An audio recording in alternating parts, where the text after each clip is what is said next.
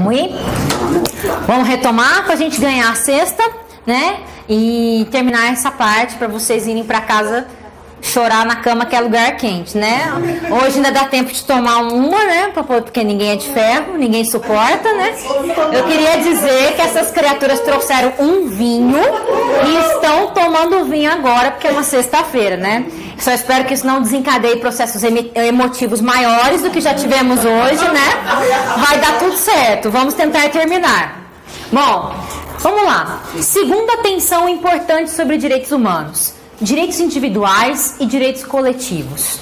Vejam, a perspectiva individual foi o que pautou o início da positivação dos direitos humanos.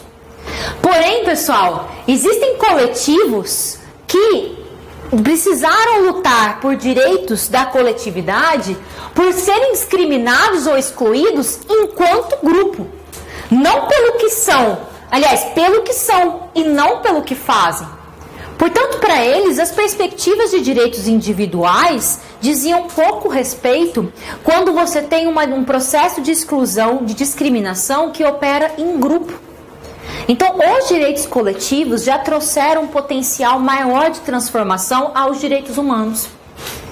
A questão dos direitos coletivos, quando eles se deslocam da perspectiva do indivíduo e abarcam uma coletividade que junta, sofre processos violatórios, ele permite um uso contra-hegemônico mais eficiente dos direitos humanos. Quando você promove direitos humanos de maneira coletiva, provavelmente você consegue efetivar ideais de justiça com mais força. Porque você evita aquele sistema de distribuição individual da justiça, que normalmente gera distorções, disparidades, tratamentos inequívocos para o mesmo caso. Então, os direitos coletivos e direitos individuais também estão em constante tensão. Isso não é desproposital. Pense que, por exemplo, o direito coletivo às manifestações muitas vezes esbarra na perspectiva individual do direito de locomoção, na perspectiva individual da questão dos indivíduos que querem utilizar a cidade conforme o seu entendimento do que seja direito de locomoção.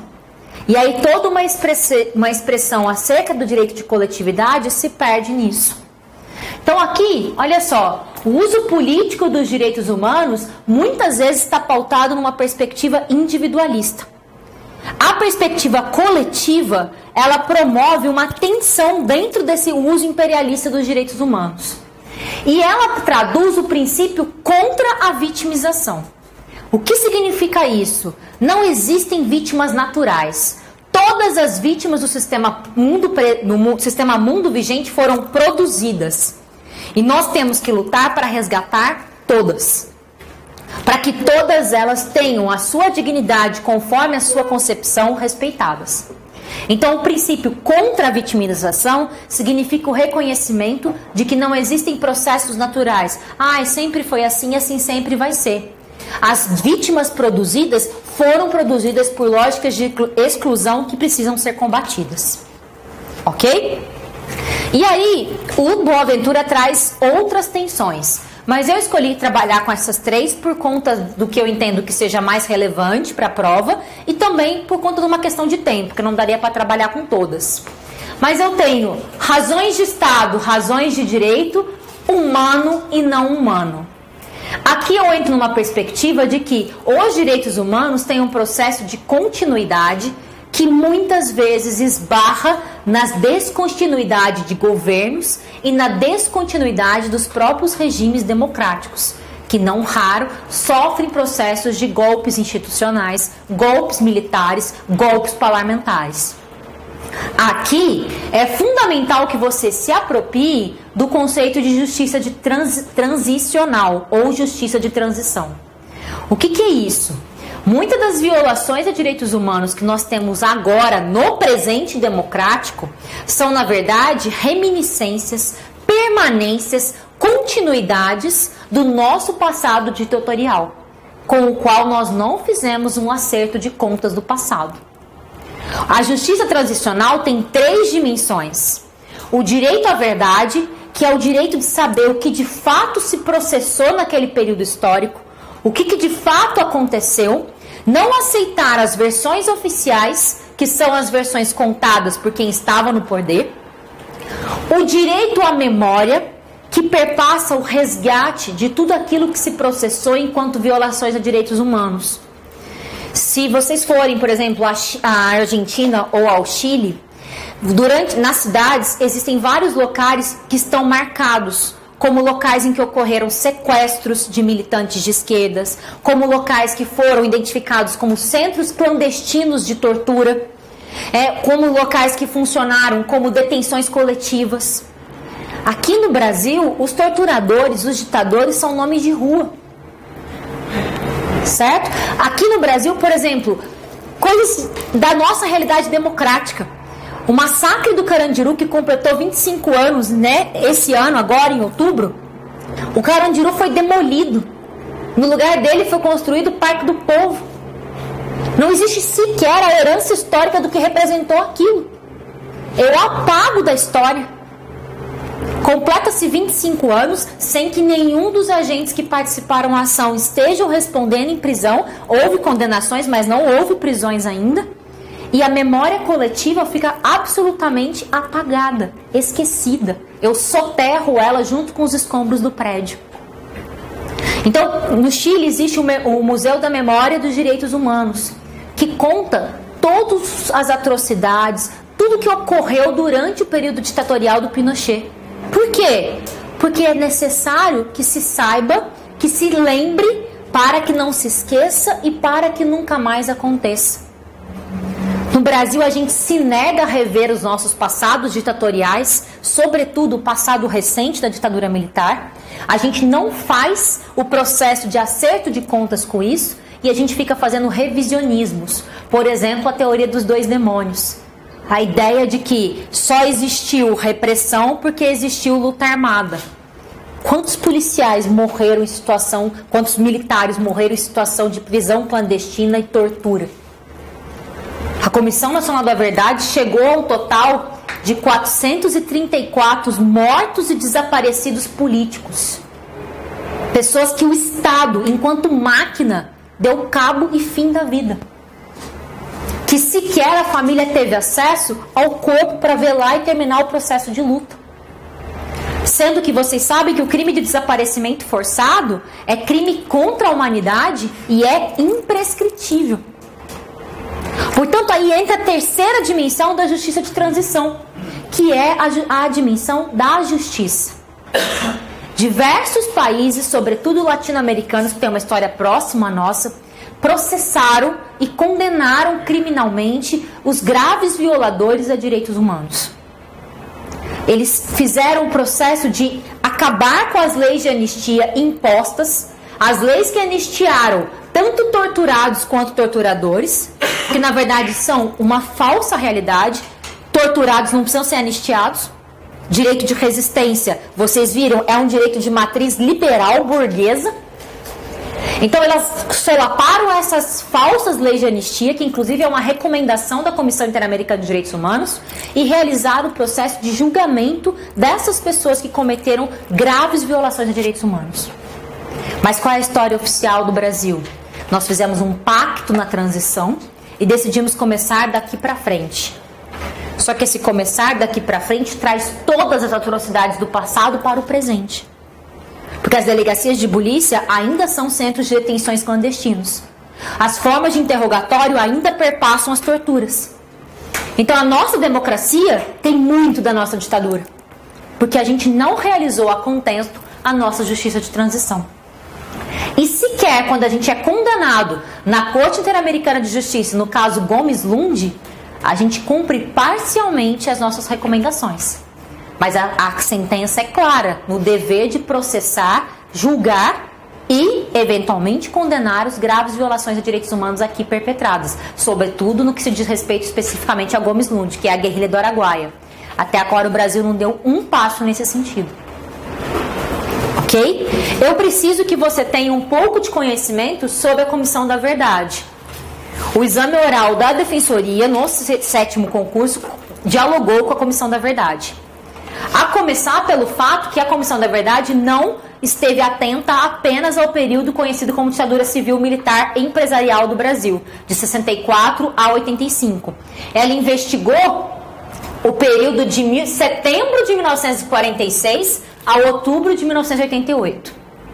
Aqui está o site onde você pode ter acesso a todos os relatórios e a todas as informações que foram coletadas ao longo do período dela, sendo que ela entregou o seu relatório final em 2014. Foi instituída em 2012 e entregou o relatório em 2014. Há uma série de questionamentos de historiadores e de pessoas que estudam, né, esse período do Brasil, especialmente sobre o curto período de tempo, o número reduzido de pessoas que foi selecionado para a comissão e também o longo período que ela ficou responsável por coletar a documentação. Então, assim, esses números aqui são contestados, inclusive, por historiadores, que acreditam que esse saldo é muito maior. Tudo bem? Isso permite, pessoal, essa ausência de justiça de transição permite que a gente continue reproduzindo coisas como o fato de que o Brasil teve uma dita branda. Isso é uma mentira, assim, é um revisionismo histórico perverso.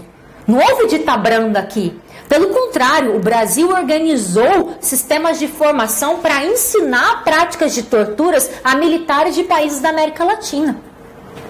Houve intervenção direta, né, da Escola das Américas, lá dos Estados Unidos, para formar oficiais brasileiros que formaram oficiais latino-americanos.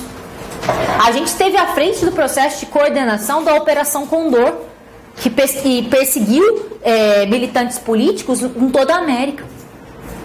Então, enfim, tudo isso para dizer que essa questão de conseguir construir o inimigo público, o não humano, ela enseja o processo de irracionalidade estatal extrema.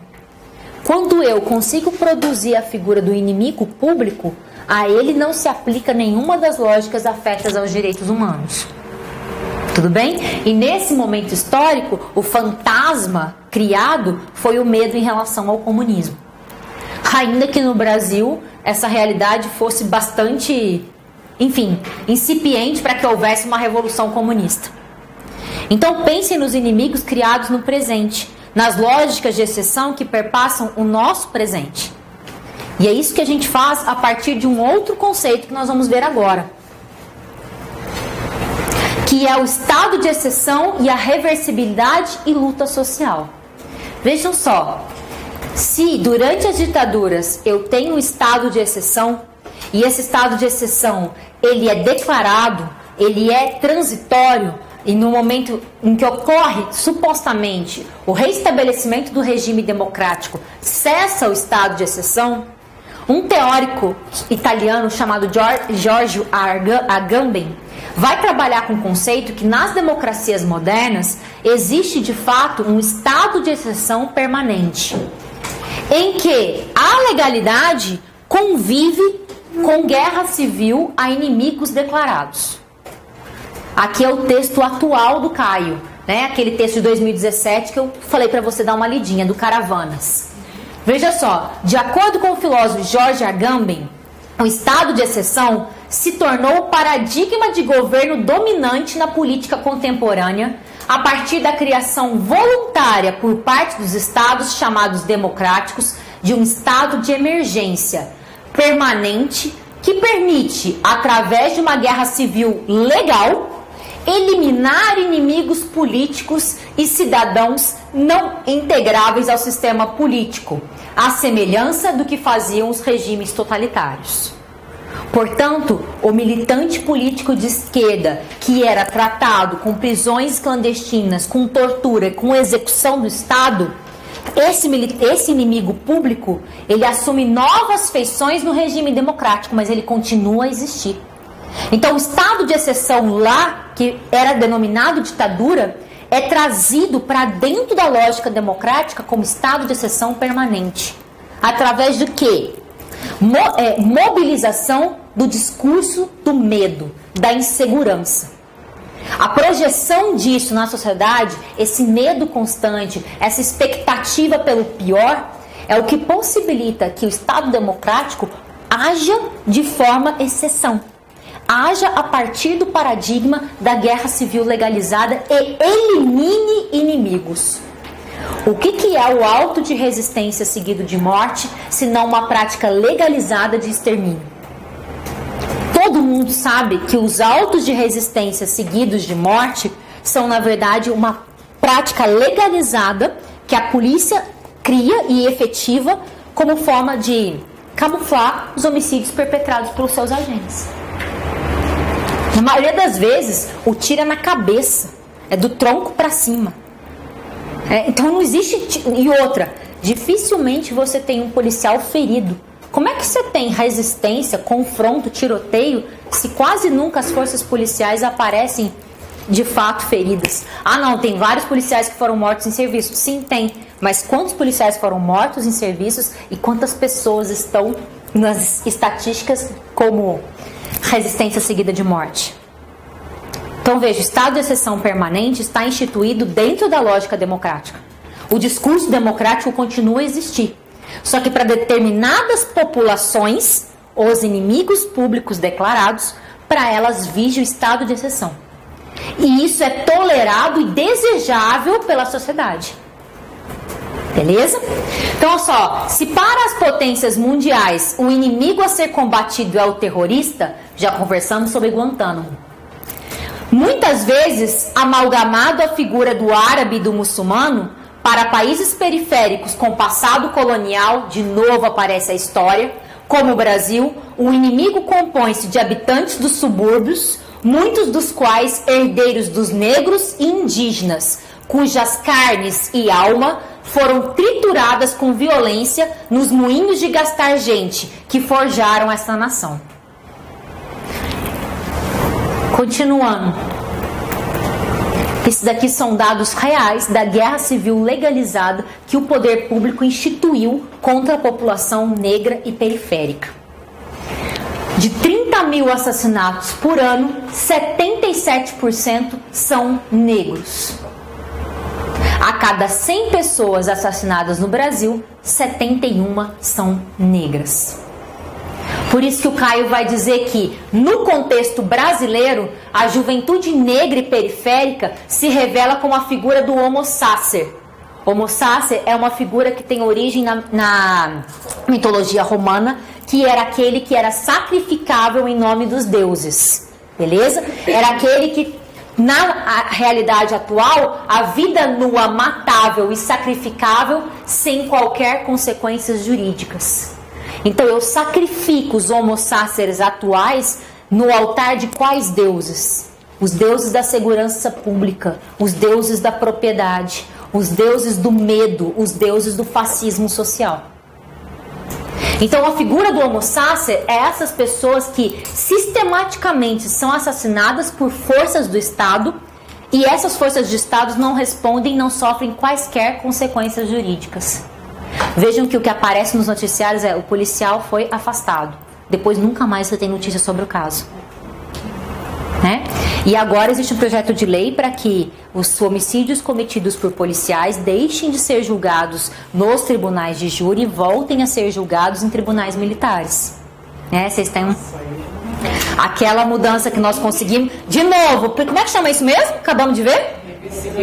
Perfeito, princípio da reversibilidade dos direitos humanos. Uma conquista histórica que é a competência dos tribunais civis julgarem práticas de extermínio de forças policiais será revertida, voltando-se ao status quo anterior. Beleza? Também refugiados transcontinentais e subalternos que podem ser caracterizados como refugiados transurbanos. Aqui ele está falando dos pobres, pessoal. Está falando daqueles que dormem aqui ao relento na São Bento, o que ele chama de refugiados transurbanos. São hoje homo sacer, não só na realidade brasileira, mas nos tempos sombrios em que a insanidade, o obscurantismo, o ódio e o desvario com pendores fascistas tendem a se expandir no mundo. Então essa não é uma realidade exclusivamente brasileira. O estado de exceção permanente, ele ocorre tanto em países periféricos quanto com força em países centrais. Não é à toa que o Partido Nazista Alemão conseguiu uma enorme quantidade de cadeiras no parlamento. Então, essa perspectiva de que existe um inimigo público, que aqui no Brasil é a juventude negra periférica, que nos Estados Unidos aparece como terrorista muçulmano e que na Europa se transfigura na figura do refugiado, essa perspectiva engendra as mesmas lógicas de possibilidade de extermínio sem nenhuma consequência jurídica. Tudo bem?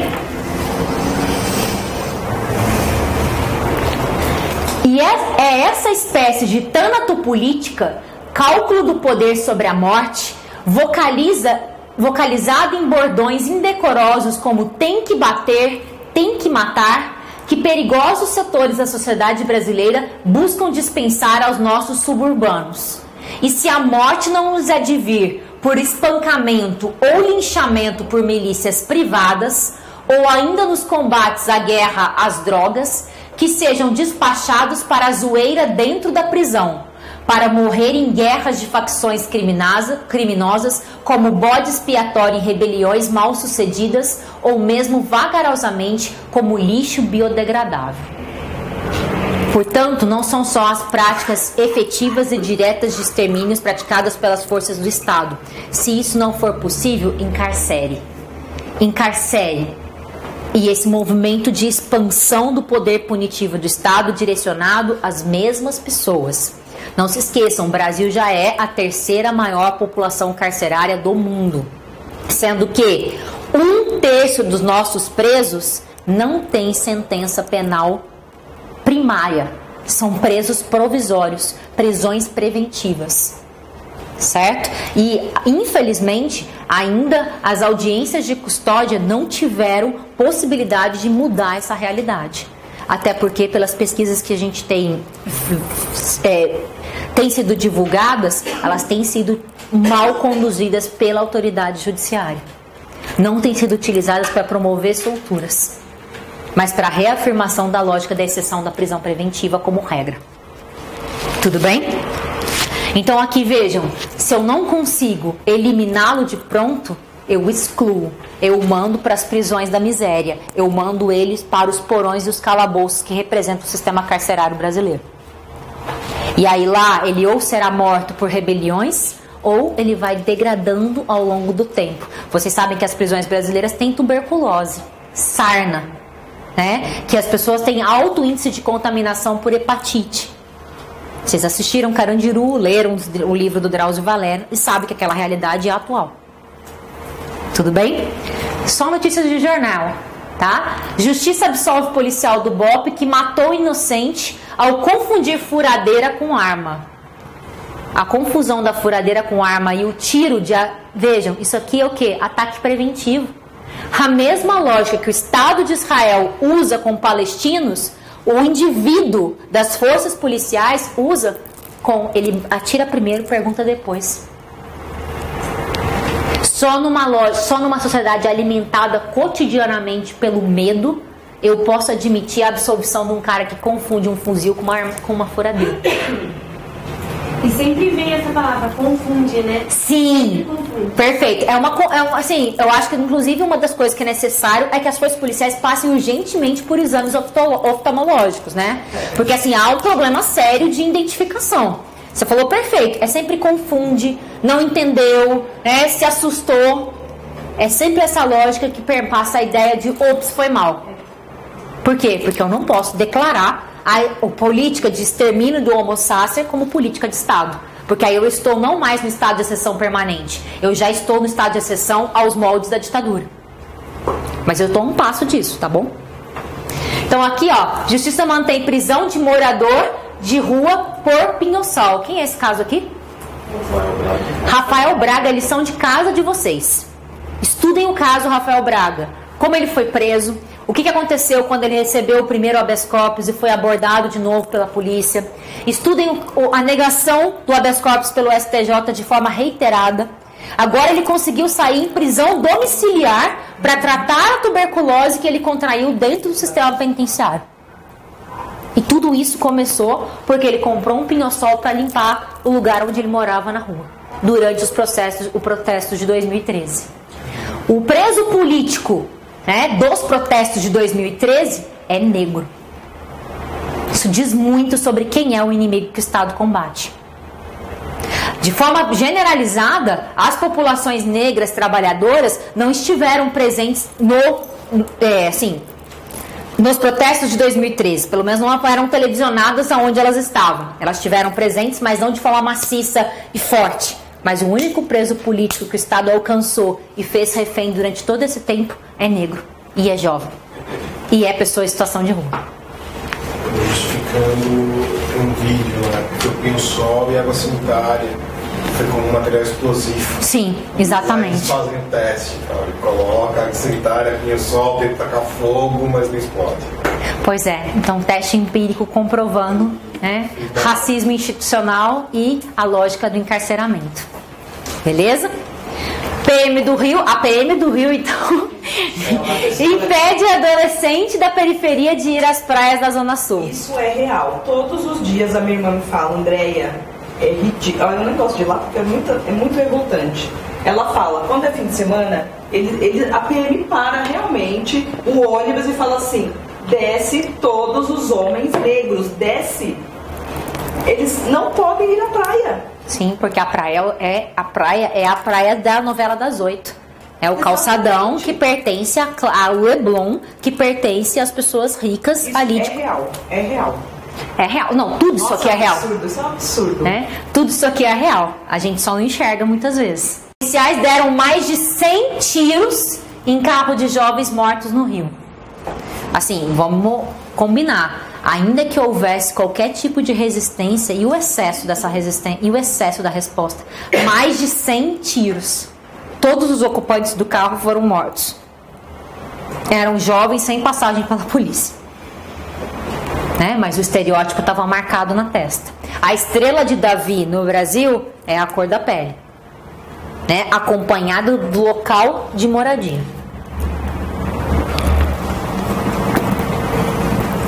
De novo, Galeano, o homo sapiens que ele define, que chama de os ninguéms.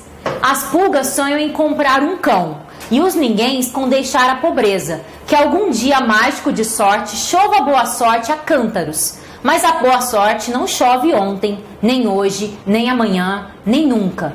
Nem uma chuvinha cai do céu da boa sorte, por mais que os ninguéms a chamem, e mesmo que a mão esquerda coce, ou se levantem com o pé direito, ou comecem o ano mudando de vassoura.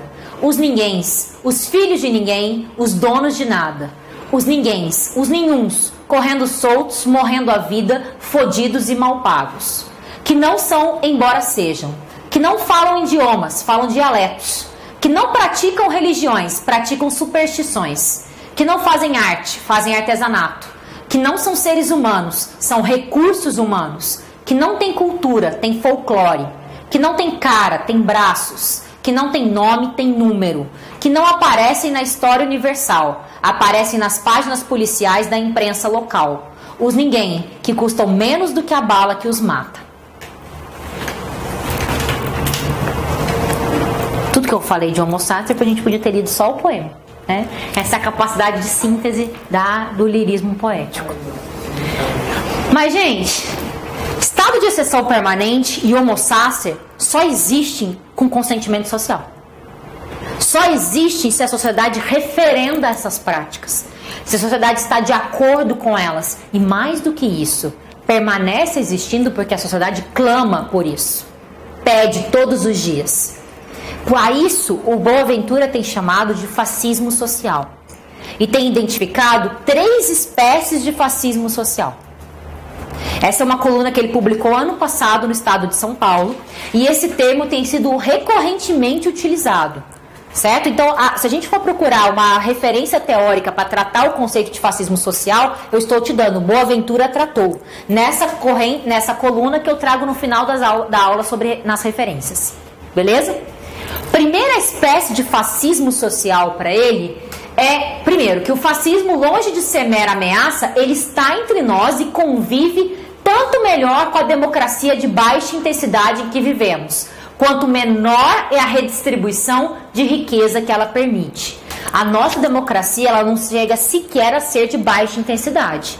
Na atualidade, inexiste democracia no Brasil, uma vez que sequer o princípio da representação democrática está vigente.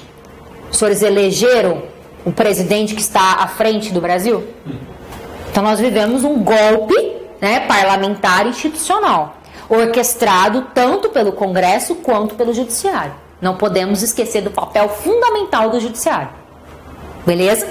Então, o fascismo se acentua quando a gente sequer vive uma democracia de baixa intensidade. E quando esse golpe institucional foi dado para, de fato, aumentar a distância entre ricos e pobres, o que tem se traduzido na nossa realidade.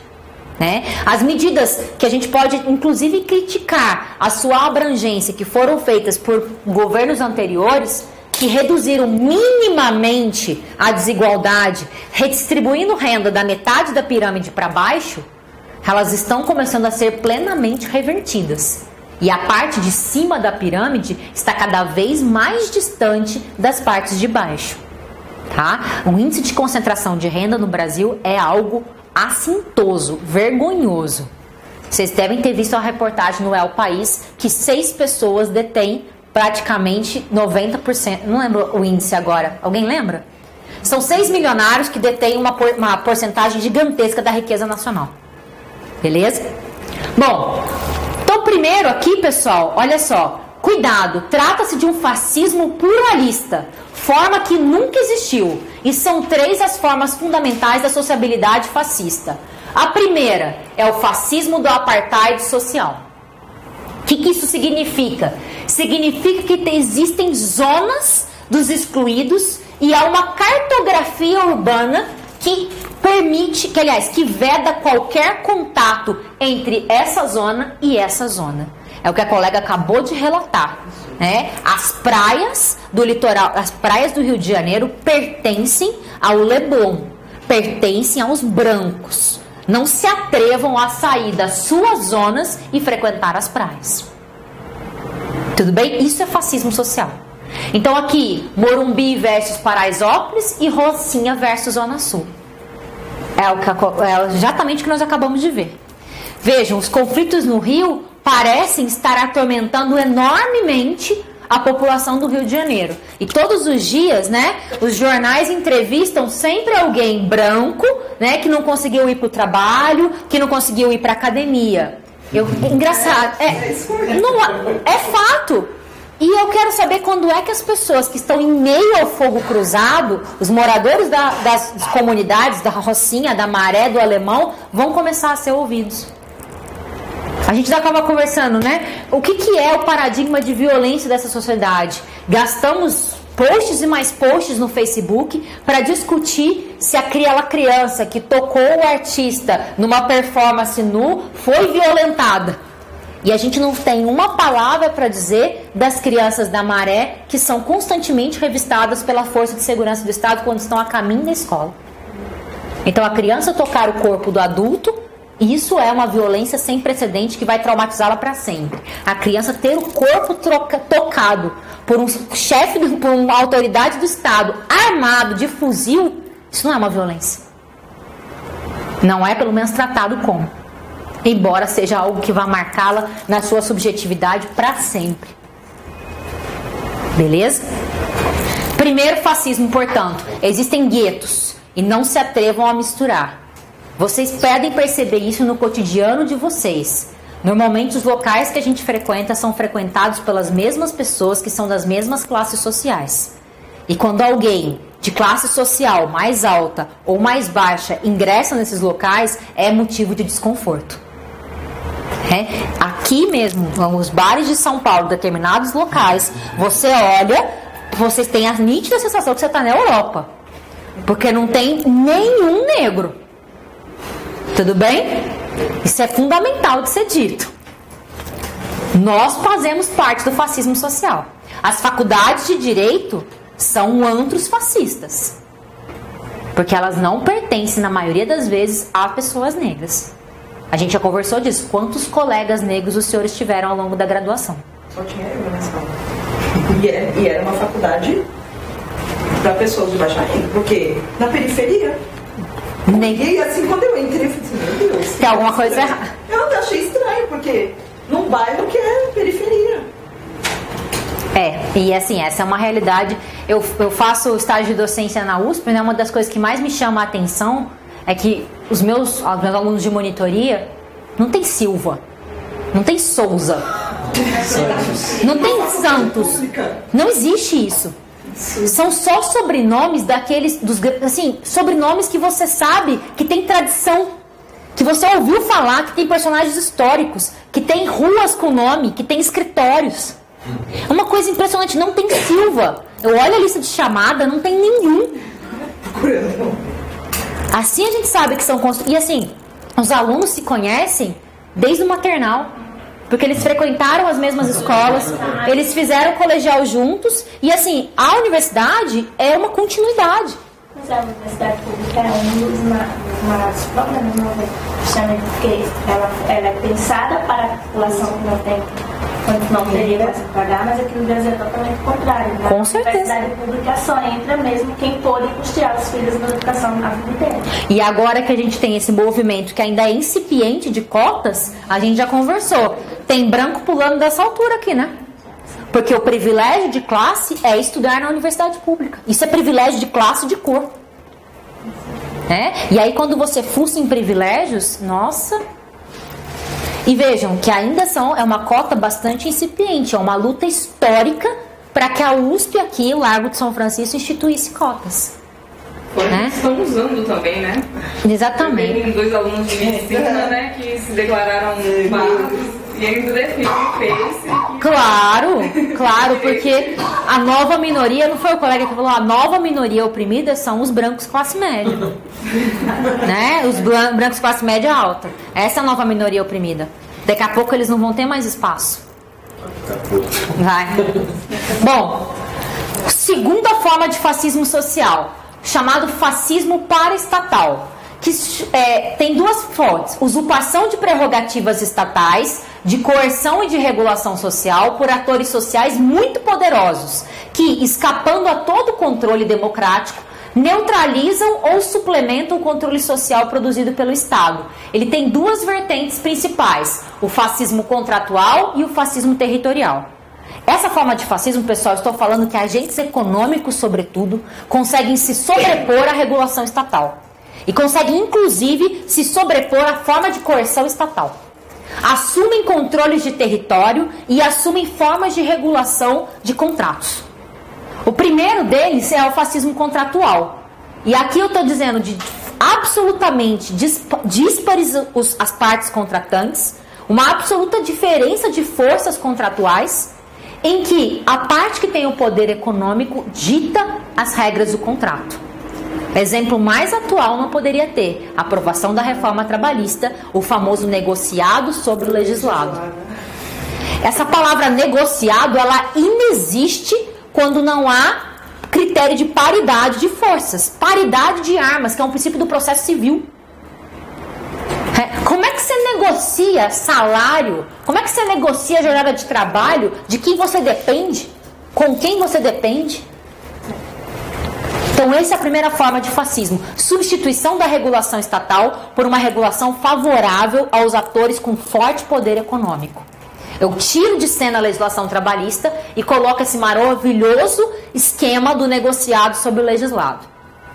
E aqui, fascismo territorial, que é a assunção do controle de territórios, de partes do território nacional, por forças de poderio econômico que ditam não só as regras, como inclusive princípios de vida e morte. Aqui eu trouxe 2 exemplos: massacres de tribos indígenas em zonas de garimpo e o agronegócio. O Estado está ausente, não existe controle da coerção estatal nesses territórios. A coerção é realizada pelos próprios agentes econômicos. E aqui o exemplo nosso: Cracolândia e o processo de gentrificação da luz. Não existe qualquer perspectiva de bem-estar da população em situação de rua que faz uso abusivo de substâncias tóxicas na Cracolândia. Se houvesse, não havia sido demolida uma casa em cima de pessoas. Tanto é que quem chega não são os assistentes sociais, quem chega não é o SUS, quem chega é a força policial. E isso tem a ver com um projeto de arquitetônico, urbanístico, de gentrificação de toda aquela região da luz. A ideia é limpar a Cracolândia, dar fim e cabo daquelas pessoas, para que haja um grande processo de restauração do centro, com construção de edifícios, né, com a limpeza étnica, populacional e entregar aquilo à especulação imobiliária.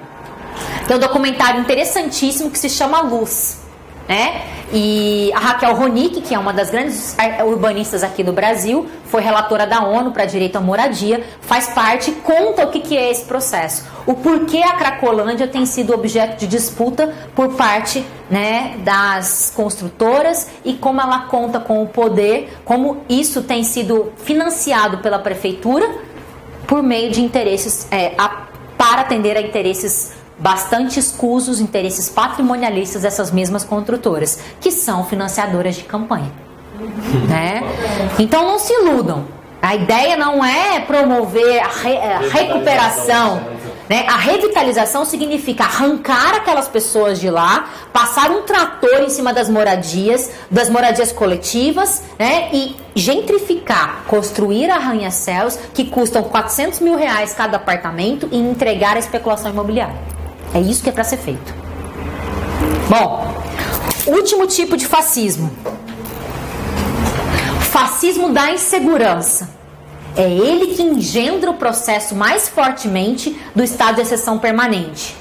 A manipulação discricionária da insegurança de pessoas e grupos sociais vulnerabilizados por precariedade do trabalho, doenças ou outros problemas, produzindo-lhes elevada ansiedade quanto ao presente e ao futuro, de modo a baixar o horizonte de expectativas e criar a disponibilidade para suportar grandes encargos.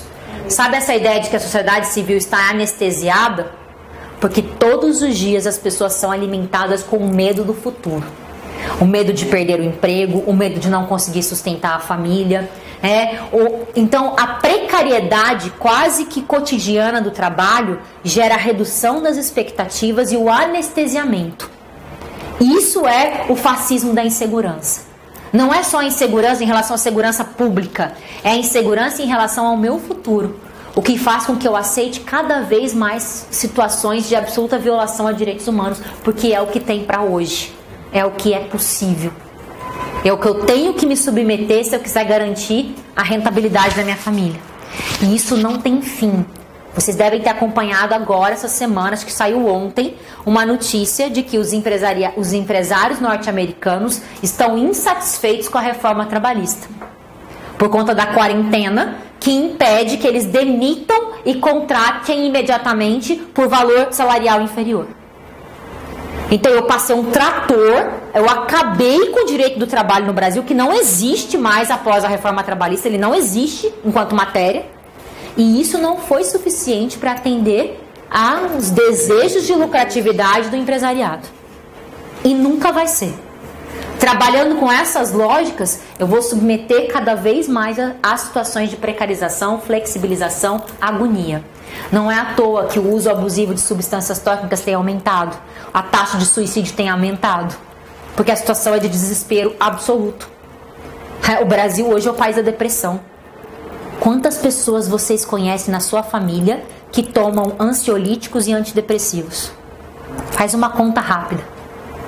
Que toma pelo menos um medicamento para sair da cama e um medicamento para conseguir dormir. Se vocês mesmos ou nós mesmos não tomamos.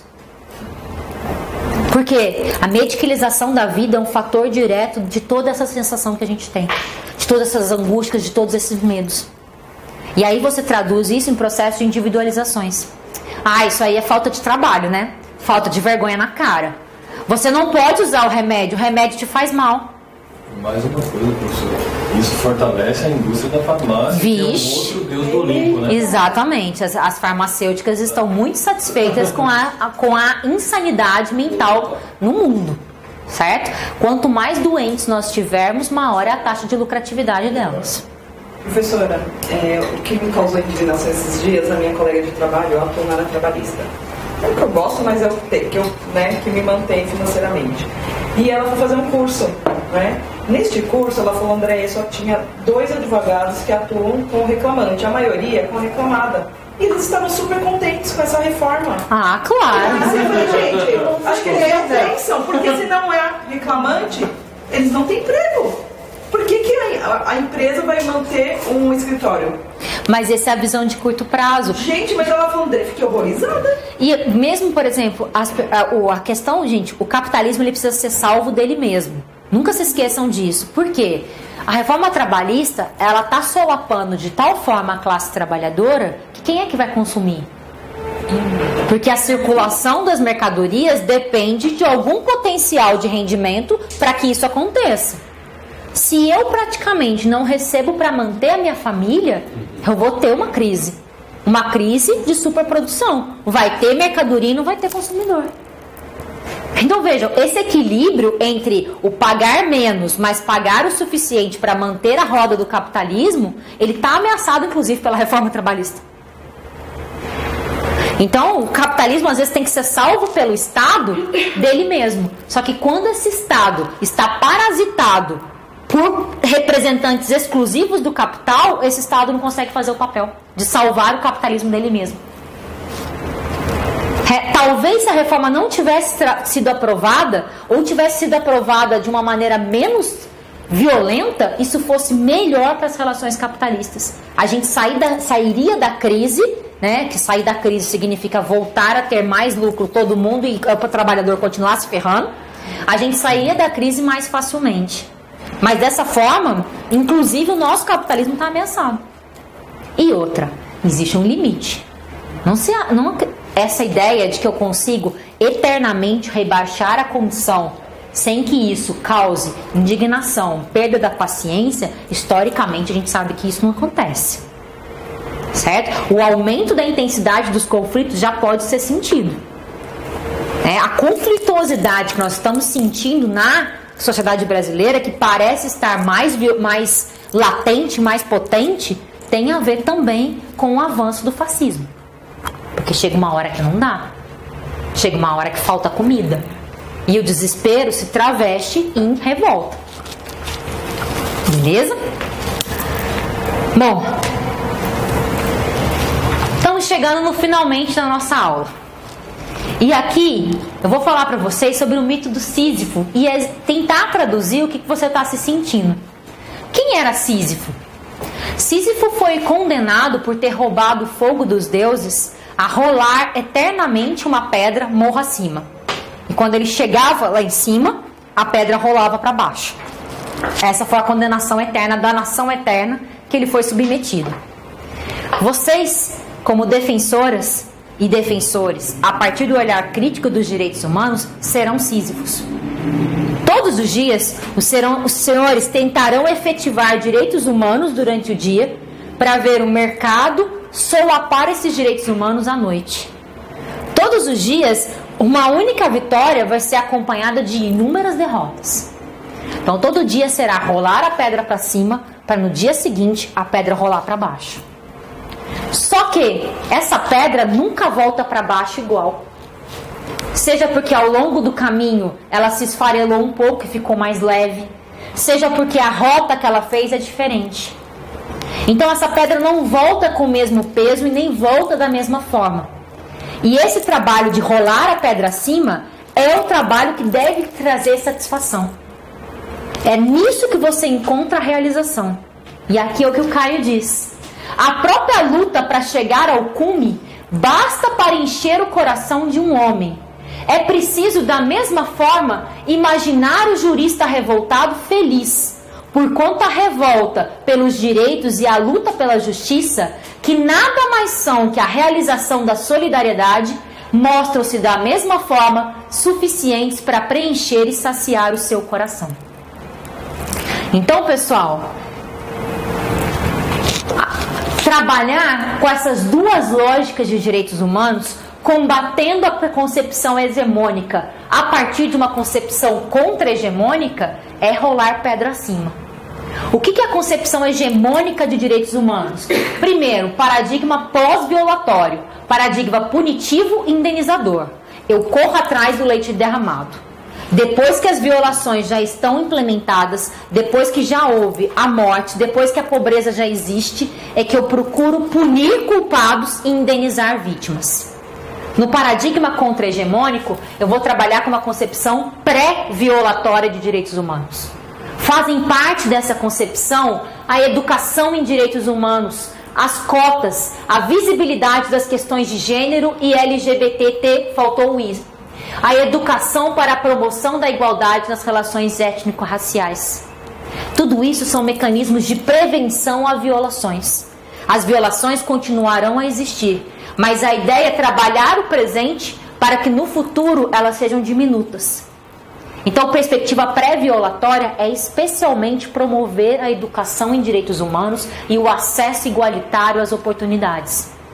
Vocês sabem que a Defensoria tem como um dos eixos, como uma das missões, realizar a educação em direitos humanos, a partir da concepção pré-violatória. Não é só o atendimento pós, é também capacitar para previamente evitar violações. Segundo eixo da concepção hegemônica, estatal.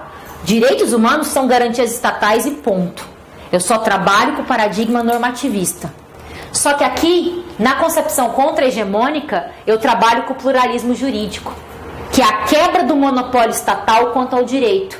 Direitos dos povos indígenas e tradicionais. Vou dar um exemplo para vocês. A concepção da propriedade coletiva, da ideia que não existe um proprietário individual, o título de propriedade não pertence a uma pessoa, mas pertence à comunidade remanescente quilombola, é um exemplo de pluralismo jurídico. O título de propriedade dado aos remanescentes quilombolas não está no nome de ninguém. Ele pertence à comunidade. Se eu fosse trabalhar exclusivamente com a vertente hegemônica, seria impossível fazer isso. Porque propriedade requer titularidade individual. No máximo coletivo, eu teria que pôr o nome de todas as pessoas. Só que as pessoas são finitas, elas morrem. E o remanescente quilombola permanece, a comunidade permanece. Então pertence à comunidade. Hegemônico, monista, direitos humanos como única gramática de dignidade humana. A ideia do universal imposto. Contra-hegemônica, existenciais. Construção dos direitos humanos como possibilidade de realização do projeto existencial de felicidade de cada ser humano. Escolhas livres e autênticas. Pleno desenvolvimento do ser para si. Portanto, conceber direitos humanos é permitir que cada pessoa realize conscientemente as escolhas e possa, por meio dos direitos humanos, realizar o seu projeto existencial de felicidade. É claro que esse projeto não pode ser individualista, pautado na violação de outros direitos. Mas através de uma concepção existencial, eu não torno os direitos humanos uma bandeira imposta de baixo para cima. Eu faço deles bandeiras coletivas de construção de universais de cima para baixo. Beleza?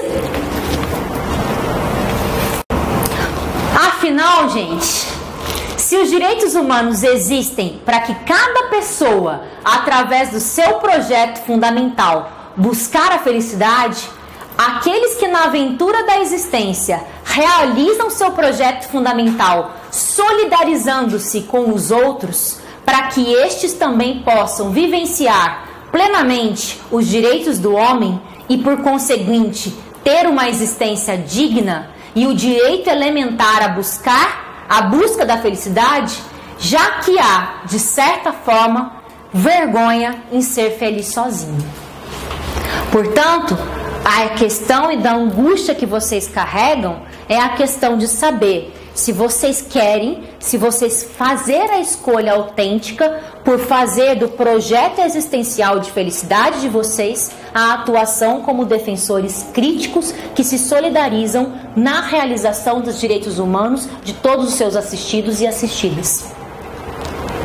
O seu examinador de direitos humanos, pelo menos o que foi do último concurso, não quer que a Defensoria Pública seja só um cargo. Ele quer que ela faça parte constitutiva do seu projeto de felicidade, da sua escolha existencial como sentido de vida. E para ele, isso, rolar a pedra para cima, tem que ser suficiente para carregar você de felicidade, por saber que você lutou ao lado certo da história. Por saber que você esteve ao lado dos oprimidos, dos subalternizados, dos marginalizados de toda sorte. É isso que vai trazer sentido e concretude para que você seja feliz. Porque a felicidade individual, normalmente ela é carregada de opressões E quase sempre ela é impossível, principalmente numa dinâmica capitalista de mercantilização da vida. Então saibam, o objetivo dessas aulas era sim, balançar as estruturas, causar angústia, causar tristeza. Mas, de novo, é preciso desconstruir direitos humanos para reconstruí-los numa vertente de consciência, numa vertente crítica, numa vertente histórica. Portanto, eu semeei o caos para que eu colha a revolta. E aí eu tenho certeza que vocês, por estarem aqui no curso popular, já têm um compromisso existencial com a possibilidade de transformação do mundo. Eu sei disso. Agora, se vocês querem fazer disso um projeto profissional no exercício da defensoria, essa é a pergunta fundamental que o examinador faz para vocês.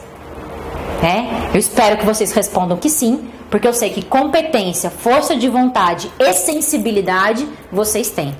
E no que me couber, eu estou aqui, nessa luta nós estamos juntos. Tudo bem? Continuemos, porque a travessia é longa, mas nós vamos todos juntos, porque assim fica mais suave. Beleza? Então, boa sexta, bom final de semana e até a próxima.